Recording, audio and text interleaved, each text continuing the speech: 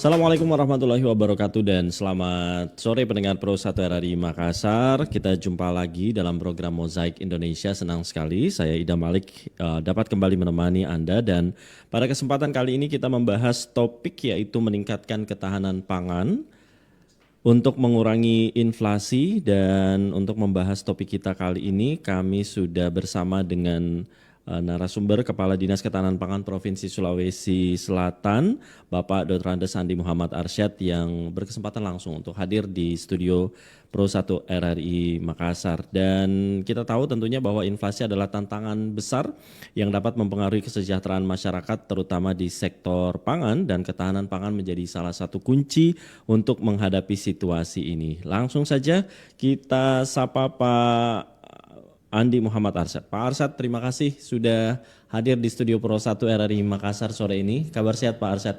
Alhamdulillah, terima kasih. Selamat sore Pak Ida Malik dan para pemirsa RRI sekalian yang berbahagia. Baik, dan ini sudah beberapa kali nih Pak Arsyad hadir langsung ke studio Pro 1 RRI Makassar. Terima kasih Pak Arsyad sudah meluangkan waktu di sela aktivitas sore hari ini.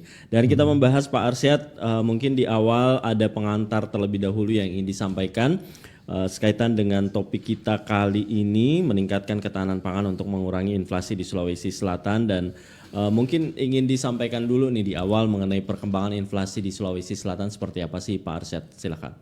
Ya, terima kasih Pak Idam. Saya rasa topik yang sangat menarik dan sangat relevan ya dengan kondisi saat kita saat ini, di mana pangan termasuk inflasi menjadi salah satu isu strategis ya yang saat ini menjadi perhatian dari pemerintah baik di level pusat maupun di daerah. Terkait dengan kondisi inflasi Sulawesi Selatan, dapat kami gambarkan bahwa alhamdulillah pengendalian inflasi Sulawesi Selatan dalam 1 tahun terakhir ini cukup baik dan melandai. Ya, kalau kita lihat data rilis BPS ya, itu menunjukkan bahwa inflasi kita berada pada level di bawah nasional ya. Untuk capaian kita di Desember ini, kita menutup akhir tahun kita dengan capaian inflasi 1,23%. Dan ini merupakan capaian inflasi terendah dalam sejarah pengendalian inflasi di Sulawesi Selatan dan menempatkan kita pada provinsi 10 terendah ya nasional. Nah, tentu ini merupakan pencapaian yang cukup baik dan tentu berkat dukungan kita semua, teman-teman pengendali inflasi provinsi, kabupaten kota, dan tentu yang tidak kalah pentingnya adalah dukungan dan arahan dari Bapak Gubernur Sulawesi Selatan. Ya, jadi sekali lagi saya sampaikan bahwa kita cukup baik dalam pengendalian inflasi dan kita berhasil meraih beberapa penghargaan untuk itu, termasuk diantaranya pengendalian inflasi terbaik zona Sulawesi, dan kita mendapat insentif fiskal ya terkait dengan keberhasilan itu. Jadi saya pikir Sulawesi Selatan ya alhamdulillah cukup baik dalam pencapaian pengendalian inflasi. Ya. Di 2024 ini seperti apa saja Pak akhirnya mendapat capaian tersebut, kemudian penghargaan apa-apa saja yang dilakukan di 2024 lalu Pak Arsyad? Ya, banyak hal yang kita sudah lakukan ya, khusus untuk Dinas Ketahanan Pangan ya. Dalam 2024 ini kita melakukan ya program stabilisasi pasokan dan harga pangan melalui kegiatan yang namanya Gerakan Pangan Murah ya. Gerakan Pangan Murah ini kita lakukan sebanyak kurang lebih 622 kali ya, 622 kali. Jadi kalau kita lihat data dalam 3 tahun terakhir 2022 itu kita hanya melakukan kurang lebih 80 kali, dan di tahun 2023 kita melakukan 400 kali, dan 2024 kita lakukan 600 kali. Nah, kegiatan GPM ini menjadi bagian penting ya, sebab tidak hanya bagian dari upaya meningkatkan ketersediaan dan keterjangkauan, tapi juga betul-betul bisa membantu masyarakat dalam pemenuhan kebutuhan dan meringankan beban mereka dalam pemenuhan kebutuhan pokok strategis. Karena Mas Idam, dalam GPM itu ya, komoditi-komoditi yang kita sajikan itu harganya lebih murah dari harga pasar. Jadi pada kisaran 1.000 sampai 5.000 rupiah, dan ini menjadi salah satu instrumen penting yang sangat efektif dalam pengendalian inflasi. Nah, di samping itu juga di 2024 ini atas dukungan dari Bapak Gubernur, kita melakukan kegiatan intervensi harga dalam bentuk subsidi pada komoditi beras maupun minyak curah. Nah, ini terutama menjelang hari Natal Tahun Baru yang sudah kita lewati, dan alhamdulillah di kedua komoditi ini ya mampu terjaga ya dan terpenuhi ya dengan baik. Nah, kita berharap beberapa instrumen ini nanti ya bisa terus dilanjutkan. Dan yang paling menggembirakan karena kegiatan GPM ini tidak hanya dilakukan dalam skala provinsi, tapi juga dilakukan secara masif di 24 kabupaten kota. Ya, jadi ini merupakan suatu hal baik yang kita lakukan, di mana upaya penginflasi ini betul-betul melibatkan banyak pihak termasuk pemerintah kabupaten kota. Dan saya rasa ini hal yang baik dalam mendesain ya penanganan inflasi di Sulawesi Selatan. Seperti itu Mas Idam. Baik. Kalau kondisi ketahanan pangan kita di 2024 sampai sekarang seperti apa sih, Pak? Ya, saya bisa gambarkan bahwa secara makro ya, indeks ketahanan pangan kita itu cukup baik. Jadi kita berada pada posisi ketiga nasional ya, dengan indeks 83,36 ya. Nah, ini menunjukkan bahwa dari sisi ketersediaan dan instrumen lain dalam indeks itu Sulawesi Selatan cukup baik. Kemudian juga dari skor pola pangan harapan kita itu mengalami peningkatan dari 83 poin ke 86 poin. Nah, di samping itu daerah rawan pangan kita juga mengalami penurunan dari 15 ke 5 kecamatan, dan tentu terus kita akan upayakan ya bagaimana daerah rawan pangan kita ini ya makin tahun makin berkurang.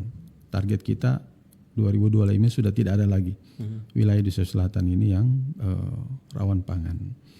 Nah, itu beberapa hal. Kemudian juga terkait dengan ketersediaan pangan kita.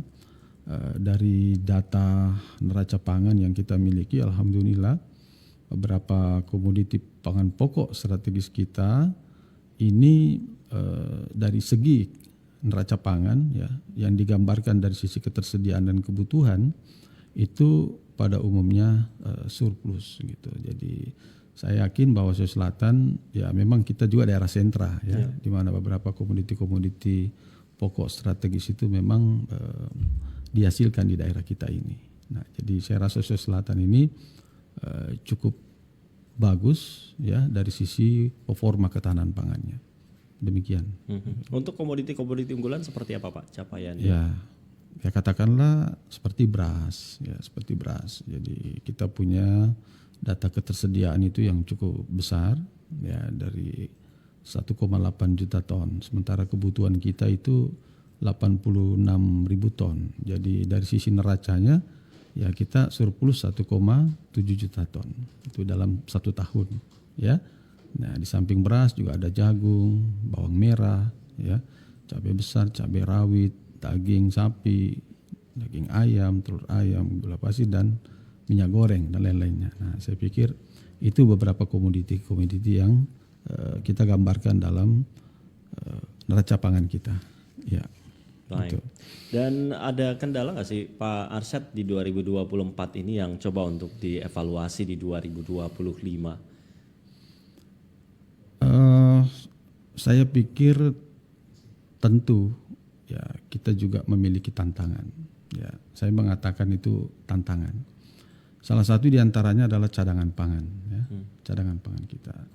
Jadi untuk menuju ke daerah yang mandiri, ya tentu kita harus memiliki cadangan pangan. Nah ini kita saat ini masih berada pada posisi 29% pemenuhan cadangan pangan kita. Yang idealnya kita harus memiliki kurang lebih 4.000 ya, ton, sekitar itu.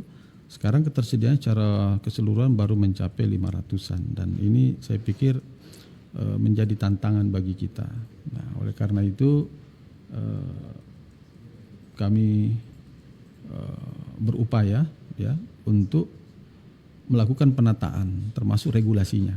Nah, ini kan dasar penting. Bagaimana Sulawesi Selatan ini memiliki perda cadangan pangan yang sebelumnya hanya diatur dengan peraturan gubernur, ya, sehingga daya ikatnya tidak terlalu kuat sampai kabupaten kota. Jadi kita berharap dengan adanya perda cadangan pangan yang dimiliki Sulsel nanti, ya kita sudah punya dasar hukum untuk melakukan penganggaran, ya termasuk bagaimana mendorong teman-teman kabupaten kota melakukan hal yang sama dalam pemenuhan CPP ideal mereka. Nah itu salah satu diantaranya, ya saya pikir yang menjadi tantangan kita dalam hal ketahanan pangan di Sulawesi Selatan. Baik. Dan Pak Arsad, ini kita juga mengundang untuk Anda pendengar yang ingin bergabung bersama kami. Kami nantikan partisipasi Anda di 082133339440. Silakan pendengar untuk Anda yang ingin bergabung. Kami sudah terhubung dengan Pak Iwan di Makassar. Pak Iwan, Assalamualaikum. Ya. Waalaikumsalam warahmatullahi wabarakatuh. Pak Iwan, kita bersama dengan Kepala Dinas Ketahanan Pangan Provinsi Sulawesi Selatan, Pak Iwan. Ada yang ingin ditanyakan, silakan. Ya, Assalamualaikum Pak Kadi. Dan Assalamualaikum warahmatullahi wabarakatuh. Waalaikumsalam warahmatullahi wabarakatuh. Anda berada. Ya, kan memang ini, apalagi Pak Prabowo Presiden sudah berambisi untuk swasembada pangan, ya. Jadi memang harus kerja keras. Nah, kita kan lihat ini sudah ada pembukaan lahan pertanian besar-besaran sampai dengan jutaan hektar begitu ya. Jadi memang ini harus didukung penuh. Nah, jadi memang kalau berbicara masalah ketahanan pangan, ini memang harus dipersiapkan sedetail mungkin. Jangan sampai Pak Kadis kemudian pangan kita berlebih tapi kemudian harganya mahal begitu, sulit dijangkau oleh masyarakat. Jangan kemudian seluruh harga-harga pangan itu diserahkan kepada mekanisme pasar. Nah, kalau diserahkan kepada mekanisme pasar, tidak ada intervensi dari pemerintah, ini kan bisa kacau begitu. Masyarakat akan sulit menjangkau untuk beberapa harga kebutuhan pangan strategis. Apalagi mungkin pada saat kebutuhan pangan sedang meningkat. Nah, mungkin beberapa waktu ke depan ini kan akan meningkat terus nih, ya. Seperti mungkin dengan adanya yang namanya program makan bergizi gratis. Apalagi kalau ini sudah serentak dilaksanakan. Ini kan baru beberapa daerah saja. Nah, apalagi kalau sudah serentak diterapkan di seluruh sekolah-sekolah, ditambah lagi dengan ibu hamil begitu. Nah, pasti tingkat kebutuhan akan pangan ini kan akan meningkat. Nah, belum lagi antara masyarakat begitu, ya. Masyarakat, kebutuhan sehari-hari masyarakat. Nah, dengan semakin meningkatnya kebutuhan akan pangan ini, nah hukum ekonominya kan kalau semakin meningkat permintaan, penawaran juga akan semakin naik. Nah, ini yang mesti dipikirkan, ya. Sesering mungkin dari pemerintah provinsi, pemerintah kabupaten kota melakukan operasi pasar begitu. Jangan sampai kemudian ketika ini pangan diserahkan kepada mekanisme pasar, maka tentunya itu harga akan melambung naik. Jadi memang sejak awal Pak Kadis mesti diantisipasi lebih awal lagi Pak Kadis, ya. Sebelum diberlakukan keseluruhan ini program makan bergizi gratis dilakukan secara merata. Nah, apalagi kan ke depan ini ada hari-hari besar keagamaan di mana kebutuhan pasti akan meningkat drastis. Jadi antisipasi memang nih. Saya kira itu Pak Kadis. Terima kasih. Makasih Pak Iwan di Makassar sudah bergabung bersama kami. Anda yang lain pendengar yang masih ingin bergabung, kami masih nantikan juga melalui telepon interaktif dan juga WhatsApp di 082133339440. Baik, silakan Pak Kadis untuk menanggapi Pak Iwan yang ada di Makassar mengenai ambisi swasembada pangan dan harus kerja keras, harus didukung dan harapannya tadi sesering mungkin operasi pasar kemudian antisipasi begitu, meningkatnya kebutuhan. Ya, saya rasa kita sependapat dengan Mas Iwan ya, bahwa kita harus menjadi bagian penting untuk mendukung program pemerintah dalam mewujudkan swasembada pangan. Ya, tapi juga ya tidak berarti bahwa semuanya mekanismenya kita serahkan pada pasar. Ya, kita akan lihat kondisinya seperti apa. Jadi berangkat dari pengalaman ya yang lalu-lalu terkait dengan upaya stabilisasi harga, ya memang pemerintah kan sudah punya kebijakan penetapan harga eceran ya tertinggi, termasuk kebijakan tahun ini ya Peraturan Badan Pangan Nomor 2 2025 itu tentang penetapan harga pembelian pemerintah ya kan. Nah, di mana harga gabah yaitu mengalami kenaikan. Nah, tentu pemerintah berpikir bagaimana di satu sisi peningkatan produksi juga ini bisa meningkatkan kesejahteraan dari petani kita. Ya, dan upaya itu harus didorong ya, didorong. Jadi saya sepakat Mas Iwan bahwa sekarang ini pemerintah optimis untuk bagaimana mencapai swasembada pangan kita. Nah, kuncinya tentu produksi. Kuncinya tentu produksi. Jadi kita harus bekerja bersama. Nah, jadi meskipun sebenarnya ketahanan pangan lebih berbicara pada aspek ketersediaan dan keamanan pangan, tapi di hulunya ya teman-teman di Dinas Pertanian Tanaman Pangan ya itu memang harus mengupayakan itu. Ya, makanya ada beberapa program-program strategis yang sekarang dilakukan, tidak hanya bagaimana mandiri benih, penyiapan infrastruktur, dukungan pupuk, apa dan segala macam. Nah, itu menjadi instrumen-instrumen yang dilakukan oleh pemerintah dalam upaya memberi penguatan ya, terutama untuk mencapai swasembada itu. Dan Mas Iwan, apa yang sudah kami lakukan di tahun 2024 terkait stabilisasi ini tentu kita akan lanjutkan terus.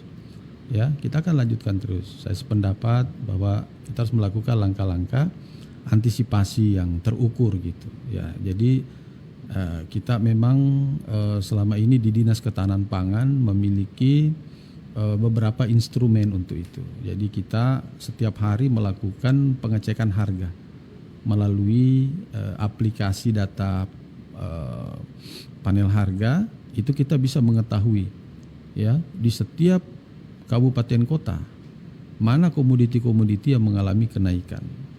Ya, bahkan kita buatkan kategorisasi levelnya gitu. Ada yang level aman, ada waspada, ada yang tidak aman.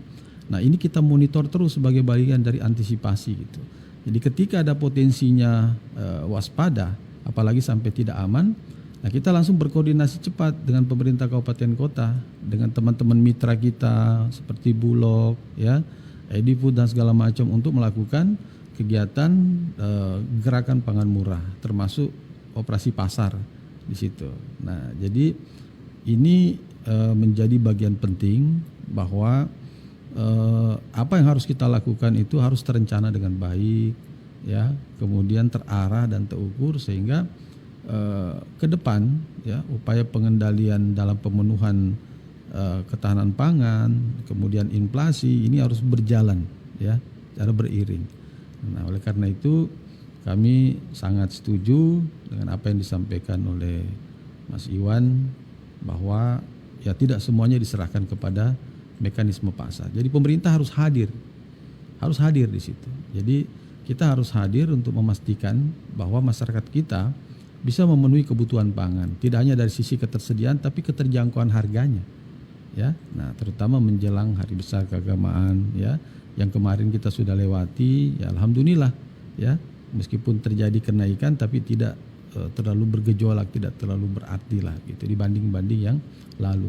Buktinya inflasi kita berada di titik terendah 1,23%. Itu salah satu indikasinya. Baik. Nah, terima kasih Baik. Mas Iwan. Terima kasih Pak Iwan di Makassar. Ada Pak Ilham di Bantaeng. Ini yang bergabung juga berkomentar. Ini untuk mencegah kekurangan pangan katanya akibat perubahan iklim.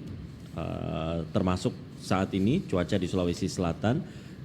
Apakah Dinas Pangan Sulawesi Selatan punya rencana program khusus meningkatkan daya tahan sektor pertanian? Kemudian ada Pak Andi juga yang ada di Makassar yang menanyakan kondisi pertanian kita, para petani masih banyak yang menyampaikan beberapa keluhan terkait pertanian ini, ketersediaan pupuk dan lain-lain. Tapi nanti dijawab Pak Arsyad ya. Kami kembali pendengar sesaat lagi, tetaplah di program Mozaik Indonesia. Pendengar Pro 1, Anda masih terus bersama kami dalam program Mozaik Indonesia dan kita masih membahas topik pendengar meningkatkan ketahanan pangan untuk mengurangi inflasi di Sulawesi Selatan bersama narasumber Kepala Dinas Ketahanan Pangan Provinsi Sulawesi Selatan Bapak Dotrandes Andi Muhammad Arsyad MSI. Kami ucapkan juga terima kasih untuk Anda yang sudah menyimak dan ikut bergabung dalam obrolan ini. Tadi ada Pak Iwan di Makassar yang juga sudah ditanggapi langsung oleh Pak Arsyad. Selanjutnya Pak Arsyad ada Pak Ilham yang ada di Bantaeng yang menanyakan upaya pemerintah kemudian untuk mencegah kekurangan pangan akibat perubahan iklim seperti apa? Silakan Pak. Ya, saya rasa kita sama-sama tahu bahwa Sulawesi Selatan ini masuk daerah rawan bencana hidrometeorologi. Hidrometeorologi ini banjir, ya, kemudian tanah longsor, dan itu juga bisa berdampak ke produksi kita, ya, produksi kita. Nah, jujur kalau kita di ketahanan pangan, saya mau maaf ya, Mas Idam, ini kan teman-teman kadang belum bisa membedakan antara dinas pertanian dengan tanaman pangan. Nah, tapi kita dari dinas ketahanan pangan ini tentu berupaya melalui pilar ketersediaan, ya, keterjangkauan dan pemanfaatan pangan ini mengupayakan, ya, bagaimana ke depan agar upaya ketahanan pangan itu tidak hanya berada di level kebijakan provinsi dan kabupaten, tapi juga kita dorong ke bawah ke level pemerintah desa. Nah, kenapa kita harus melakukan sinergi ini? Karena kebijakan, ya, terkait dengan pengelolaan dana desa ke depan itu ada 20% untuk kebijakan pemanfaatan ketahanan pangan. Nah, ini yang kita formulasi dalam suatu bentuk kegiatan yang namanya Lomba Desa Ketahanan Pangan. Jadi Lomba Desa Ketahanan Pangan ini akan memberikan, ya, kesempatan kepada desa untuk memperlihatkan kegiatan-kegiatan mereka dalam upaya pemenuhan ketersediaan. Seperti contoh, kita akan melihat bagaimana desa-desa itu mendorong masyarakatnya memanfaatkan lahan pekarangan mereka untuk berbagai komoditi pangan lokal. Nah, ini penting, ya. Kenapa? Ya, kita mendorong masyarakat melakukan upaya diversifikasi. Jangan hanya tergantung kepada satu komoditi saja, ya. Tapi bagaimana ketika terjadi kondisi-kondisi yang tidak diinginkan, mereka masih bisa mengkonsumsi karbohidrat tidak hanya dari beras, mungkin bisa dari jagung, bisa jadi ubi dan segala macam. Nah, ini kita edukasi. Nah, ini kita jadikan sebagai salah satu indikator penilaian dalam lomba desa. Ya. Kemudian juga bagaimana memanfaatkan lahan-lahan kritis yang ada di daerahnya, ya, termasuk juga bagaimana mereka mengupayakan, ya, kehadiran dan keterjangkauan pangan di daerahnya, nah, di desanya.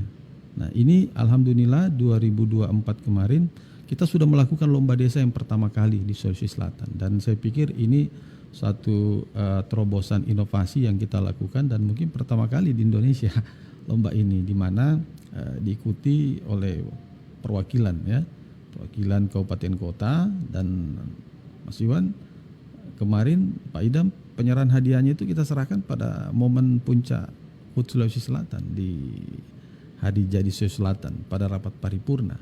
Nah, jadi kita sudah punya 3 desa prototipe, ya, yang menggambarkan karakteristik desa ketahanan pangan kita.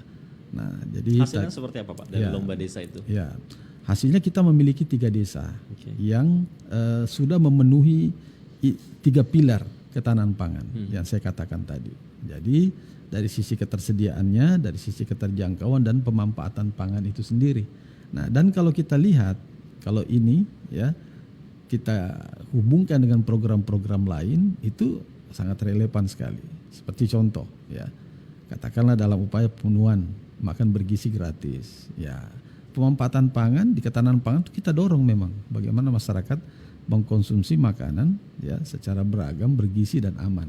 Nah, saya rasa ini langkah-langkah konkret yang kita akan lakukan. Bagaimana mendorong desa memanfaatkan anggaran yang ada ya melalui lomba desa ketahanan pangan untuk bisa meningkatkan ketersediaannya. Jadi ketika saya mohon maaf Pak Ilham, secara teknis mungkin saya nggak bisa berbicara tentang bagaimana mitigasi bencananya, bagaimana di hulunya seperti apa. Jadi saya lebih banyak kepada ruang lingkup ketahanan pangan. Nah ini yang kita dorong ya, bagaimana lomba lomba desa ketahanan pangan ini menghadirkan desa-desa tahan pangan di Sulawesi Selatan yang dicirikan ya dengan adanya kemampuan desa itu untuk menyiapkan ketersediaan pangannya, keterjangkauan dan pemanfaatan pangannya secara beragam dan bergizi.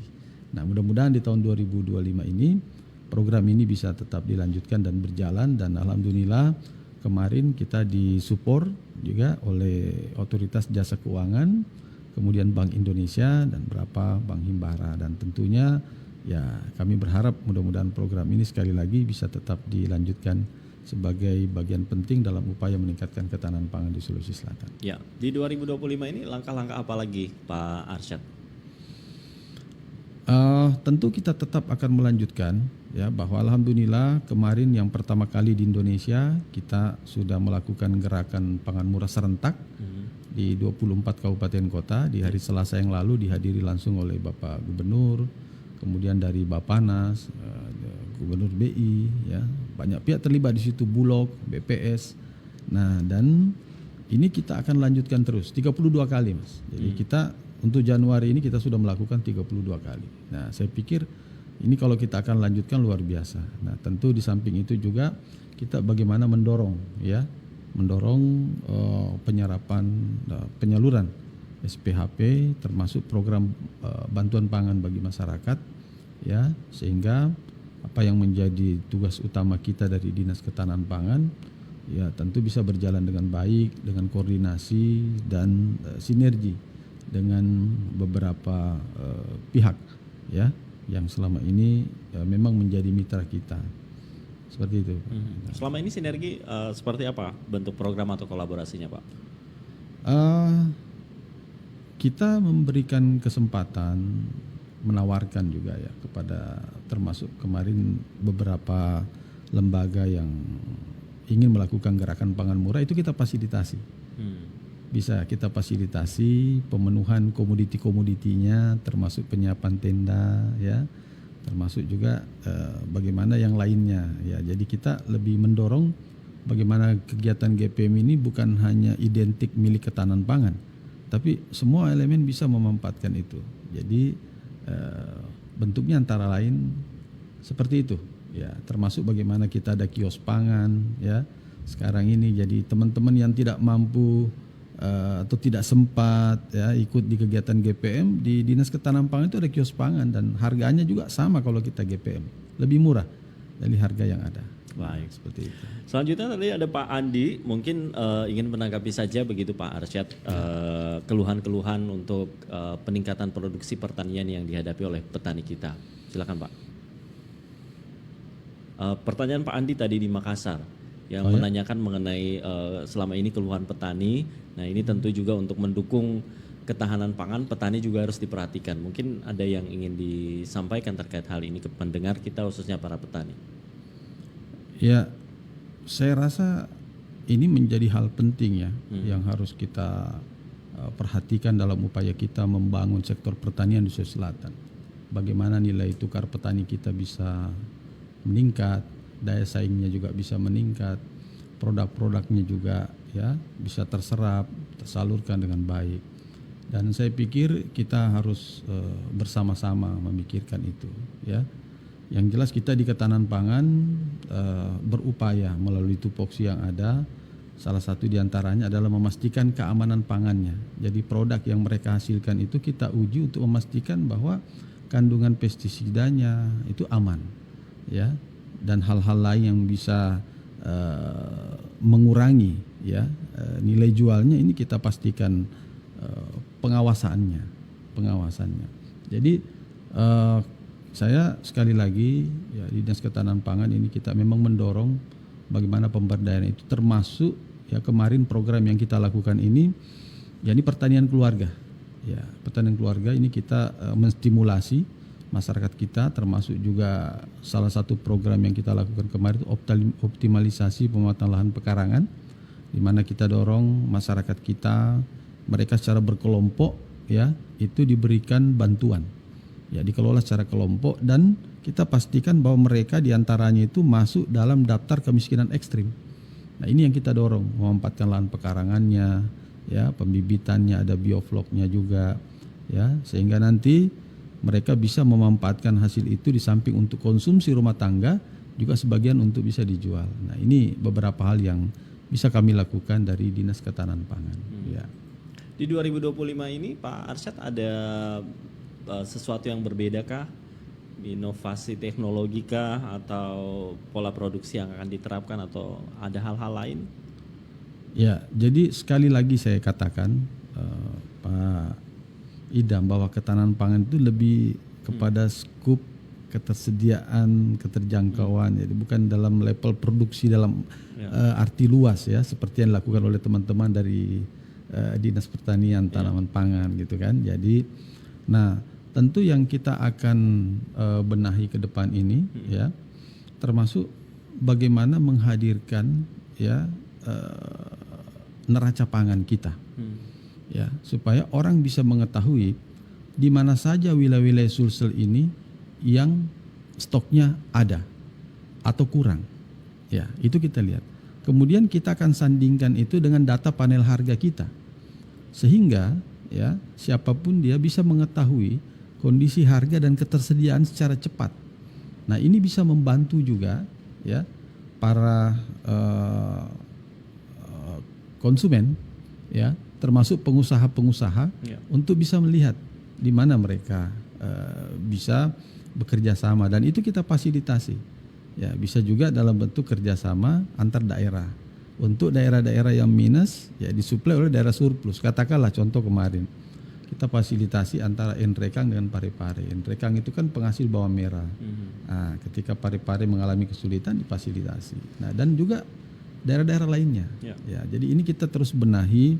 Bagaimana yang pertama tadi informasi terkait pangan itu bisa tersaji, termasuk bukan hanya terkait harga, tapi juga ketersediaannya. Dan ini penting. Seperti contoh misalnya, sidrap itu berasnya berapa sih di situ yang tersedia? Ya, sehingga orang bisa mengetahui telurnya berapa, daging ayamnya berapa, di mana, dan harganya berapa. Nah ini harus kita pastikan bisa lebih cepat. Nah jadi itu data yang kita perbaiki. Nah kemudian juga ke depan kita mendorong bagaimana cadangan pangan kita meningkat. Saya mohon maaf ini Mas Idam, kita masih punya 5 kabupaten ini yang belum memiliki cadangan pangan. Nah, mana ini, saja itu Pak? Saya mohon izin ini ya, katakanlah Takalar, Toraja, ya kan, Toraja Utara. Nah kemudian ini yang sedang kita dorong juga. Makanya Sulawesi Selatan ini ya kita harus yang paling pertama membuat perda tentang cadangan pangan. Dan kita harapkan di 2025 ini di awal-awal ya mudah-mudahan bisa diselesaikan, karena prosesnya juga ya sudah kita mulai di tahun 2024. Nah penyelarasannya termasuk pembahasan di Pansus ya sampai kepada konsultasi di Kemendagri kita sudah lakukan. Sekarang sisa fasilitasinya. Nah termasuk kita akan merupaya bagaimana ada pasal di situ yang memberi pengaturan pengikatan pada kabupaten kota untuk mewajibkan mereka. Karena undang-undangnya memang seperti itu. Sisa perdanya ini yang kita perkuat untuk bisa mengikat kabupaten kota, memastikan tidak ada lagi daerah yang tidak mempunyai cadangan pangan. Meskipun nanti pengadaannya bisa bertahap sesuai kemampuan keuangan daerah masing-masing. Tapi kita pastikan bahwa setiap tahun mereka sudah menganggarkan itu. Nah itu beberapa hal di tahun 2025, di samping juga lomba desa yang tetap kita akan lanjutkan ya, seperti itu. Baik. Di akhir kebersamaan kita terakhir Pak Arsyad, apa harapan atau pesan yang Pak Arsyad ingin sampaikan untuk pendengar kita yang saat ini mendengarkan Pak Arsyad, masyarakat Sulawesi Selatan dalam mendukung program ketahanan pangan? Silakan Pak. Ya, saya rasa program ketahanan pangan ini tidak hanya menjadi tanggung jawab satu pihak saja, tetapi menjadi tanggung jawab kita bersama. Oleh karena itu tentu melalui momen yang sangat baik ini kami mengajak semua pihak, semua elemen untuk mari kita bersama-sama ya menjadikan Sulawesi Selatan ini lebih kuat lagi dari sisi ketahanan pangannya. Ya, terutama bagaimana kita memastikan ketersediaan semua komoditi-komoditi pangan pokok ya strategis ini tersedia. Kemudian bagaimana kita memastikan keterjangkauannya, terutama dari sisi harganya yang terus bisa stabil, harapan kita seperti itu. Dan yang terpenting adalah keamanan pangannya. Ya, kita pastikan apa yang dikonsumsi masyarakat kita ya bukan hanya banyak tapi juga kualitasnya, tentu bergizi dan beragam sehingga ke depan ya tentu untuk menuju Indonesia Emas ya Sulawesi Selatan ini ya masyarakatnya insya Allah bisa lebih baik, lebih sehat dan lebih produktif lagi. Ya, itu harapan kami ke depan. Dan ini yang terakhir nih untuk pendengar yang bertanya katanya Pak, untuk gerakan pangan murahnya lokasinya di mana dan untuk lihat jadwalnya di mana sih? Oh iya, ya. Jadi kalau untuk 24 kabupaten kota kan kita punya dinas ketahanan pangan. Ya, jadi mereka bisa berkoordinasi dengan dinas ketahanan pangan setempat. Ya, seperti itu untuk mengetahui jadwalnya dan biasanya kita lakukan di hari Senin dan Selasa itu, Mas Idam. Ya, kenapa? Karena ini bagian juga dengan strategi intervensi yang kita lakukan. Ya, di hari Senin dan Selasa. Termasuk nanti akan diupdate juga di RRI begitu Oh, Pak ya. siap. Karena kami setiap pagi ini bersama dengan Dinas Ketahanan Pangan. Kami dengan senang hati karena selama ini kan juga kita sudah kerjasama dengan RRI terkait dengan updating data harga yang selalu disampaikan RRI khususnya kepada masyarakat kita dan petani kita.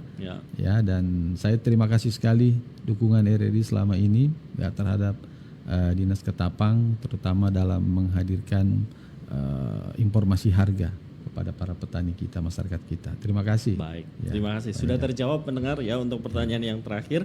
Dan terima kasih banyak Pak Arsyad untuk penjelasan yang disampaikan. Semoga langkah-langkah yang telah direncanakan ini dapat memberikan dampak nyata bagi masyarakat Sulsel, terutama dalam menjaga stabilitas pangan dan mengendalikan inflasi. Sekali lagi terima kasih Pak Arsyad sudah hadir di studio Pro 1 RRI Makassar. Selamat melanjutkan kembali aktivitas, sehat selalu Pak Arsyad. Assalamualaikum warahmatullahi wabarakatuh. Mas Idam, terima kasih.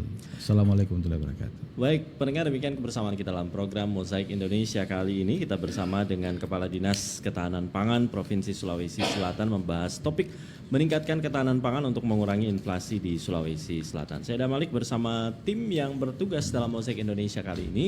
Undur diri, Assalamualaikum warahmatullahi wabarakatuh.